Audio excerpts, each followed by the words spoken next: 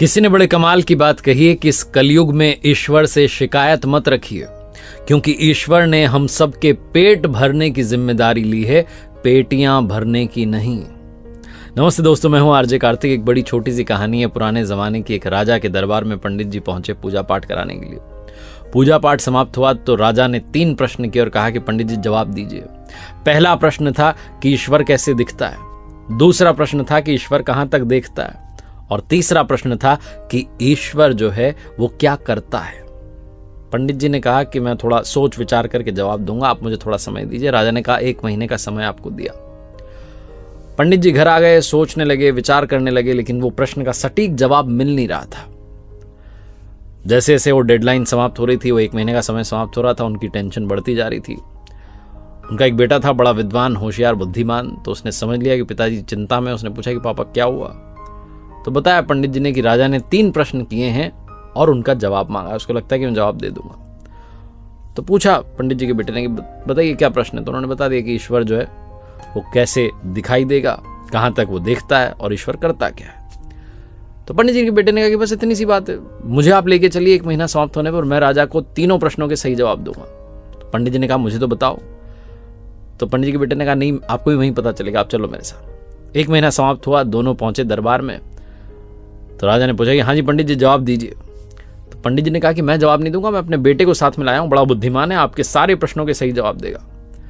तो राजा ने कहा पंडित जी के बेटे से कि बताओ बेटा क्या जवाब है पहले प्रश्न का, ईश्वर जो है वो कैसे दिखता है। तो पंडित जी के बेटे ने कहा कि गजब करते हैं आप महाराज, इतने बड़े महाराज हैं और आपके यहाँ अतिथि आया, उसका आपने आदर सत्कार नहीं किया, पानी नहीं पिलाया, कुछ आपने जलपान की व्यवस्था नहीं की और सीधा प्रश्न पूछ लिया। राजा को शर्म आई, तुरंत जो है दूध के गिलास मंगवाए गए। दूध का गिलास आया तो पंडित जी के बेटे ने उसमें उंगली डाल करके देखना शुरू किया और दूध को बाहर निकाल करके देखना शुरू किया। थोड़ी देर तो चलता रहा, फिर राजा ने पूछा कि कर क्या रहे हो। तो पंडित जी के बेटे ने कहा कि साहब मैं इसमें मक्खन ढूंढ रहा हूं। तो राजा ने कहा कि दूध में ऐसे मक्खन थोड़ा ना दिखाई देगा, दूध से पहले दही बनाया जाता है, दही को मथा जाता है, फिर मक्खन जो है दिखता है, फिर मक्खन मिलता है। तो ठीक जवाब जो है पंडित जी के बेटे ने कहा कि ठीक यही बात है, ईश्वर ऐसे थोड़ा ना दिखाई देगा, वो हर आत्मा के अंदर विद्यमान है। हर आत्मा में, हर जीव में जो आत्मा है उसमें परमात्मा रहता है, लेकिन पहले आपको नियमों का पालन करना होगा, ध्यान करना होगा, अभ्यास करना होगा, उन्हें प्रसन्न करना होगा, फिर वो आपको दिखाई देंगे।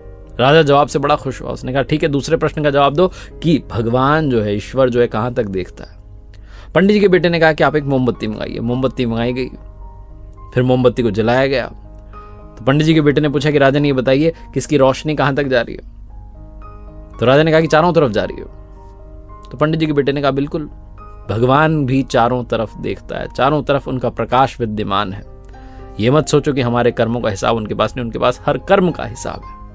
राजा बहुत प्रसन्न हुआ। उसने कहा अब तीसरे प्रश्न का जवाब दो कि ईश्वर करता क्या है। पंडित जी के बेटे ने कहा कि आप ये सवाल जो है गुरु बनकर के पूछ रहे हैं या शिष्य बनकर के पूछ रहे हैं। राजा ने विनम्रता से कहा कि मैं शिष्य बनकर के पूछ रहा हूं। पंडित जी के बेटे ने कहा कि गजब करते हैं। उसने ताना मारा कि जो शिष्य है वो तो सिंहासन पर बैठा है, गुरु नीचे खड़ा हुआ है। राजा को फिर से लज्जा आई, शर्म आई, तुरंत नीचे उतर कर आया और पंडित जी के बेटे से कहा आप महात्मा जी ऊपर बैठिए। जाकर के पंडित जी का बेटा सिंहासन पर बैठ गया। फिर राजा ने प्रश्न किया कि बताइए ईश्वर करता क्या है। तो पंडित जी के बेटे ने कहा कि आप बतलाने के लिए रह क्या गया है, क्या रह गया है, अभी देखा नहीं आपने। पल में राजा को रंक बना देता है और मुझ जैसे रंक को राजा बना देता है। मैं आपके सिंहासन पर आकर के बैठ गया हूं, ये उसी का तो चमत्कार है। बहुत छोटी सी कहानी जिसका सार ये समझाता है कि परमात्मा हर जगह विद्यमान है, हर कर्म का हिसाब उनके पास है, और भरोसा रखिए वो रंक को भी राजा बना सकता है अगर आपके अंदर संपूर्ण विश्वास हो।